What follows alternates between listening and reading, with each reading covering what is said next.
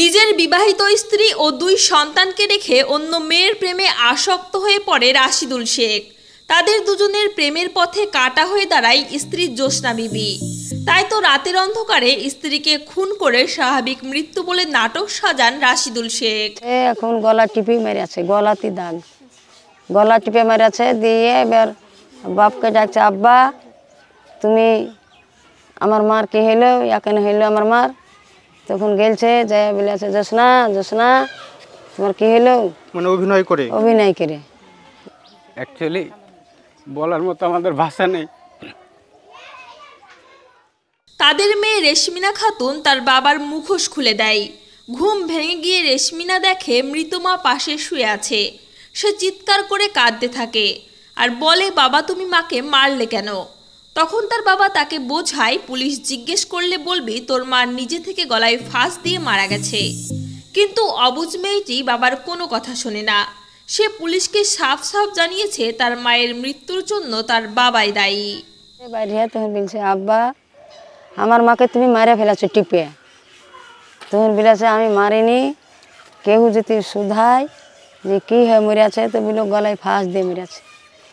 মেয়েকে শেখাচ্ছে, মেয়েকে শেখাচ্ছে। মেয়েতে হলো সবারই সামনে বাড়ালছে, কাঁদছে আর বলছে, আমার আব্বা আমার মাকে গলা টিপে মেরে ফেলেছে, আমার মাকে গলা টিপে মেরেছে।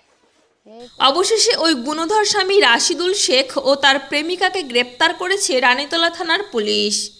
জানা যায় 2 বছর আগে ক্যাটারিংয়ের কাজে এসেছিল মেয়েটি। তারপরে তাদের দুজনের সঙ্গে আলাপ, যা পরিণত হয় প্রেমে। মেয়েটিরও আগের পক্ষের স্বামীর সঙ্গে একটি সন্তানও রয়েছে। ওর ছেলের মুসলমানি অনুষ্ঠান হওয়ার পর থেকে মেয়েটার সাথে রিলেশন। তখন অনুষ্ঠানে ওই মেয়েটা আসে, মানে ক্যাটারিং কাজ করতো মেয়েটা। তো ওখান থেকেই কি হয়ে যাই হোক হয়েছে, তখন থেকে তো বোঝা যায়নি। তো তখন থেকে আমার বোনের সঙ্গে আস্তে আস্তে মানে দুর্ব্যবহার করতে লাগে, আর ওর সঙ্গে রিলেশনটা বাড়তে লাগে। শুধু তাই নয়, রাশিদুলের মাও জানিয়েছে রেশমিনা যেটা বলছে সেটাই সত্যি।